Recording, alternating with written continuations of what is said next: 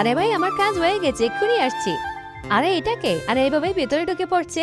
এখানে কি কেউ আছে যে আমাকে এক গ্লাস পানি খাওয়াবে? তুমি এখানকার মালিকের নতুন অ্যাসিস্ট্যান্ট নাকি? আরে না, তুমি আমাকে এখানকার মালকিনই মনে করতে পারো। আমি এখানে তোমার মালিককে খুশি করতে এসেছি। যখনই সে খুশি হয়ে যাবে তখনই আমি তাকে বিয়ে করব। আমার মালিক এতটাও বোকা না। আর তুমি ওর সাথে পাঙ্গা নেওয়ার চেষ্টা করো না। আমি কার সাথে পাঙ্গা নেবো সেটা তোমার জানার বিষয় না। চুপচাপ যাওয়া, নিজে কাজ করো।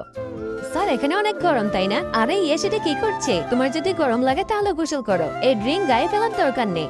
এই দুনিয়াতে কত রঙের মানুষ আছে, বুঝাই মুশকিল। স্যার আমার একা একা ঘুমাতে ভয় লাগে। আমি কি এখানে আপনার সাথে ঘুমাতে পারি? আরে তোমার যদি ভয় লাগে তাহলে স্যারকে কেন বলছো? এসো তুমি আমার সাথে শুয়ে পড়ো। মনে হয় সে ঘুমিয়ে পড়েছে। এখন চুপচাপ চায়ে করে চলে যাই। আরে দাঁড়াও, কোথায় যাচ্ছ?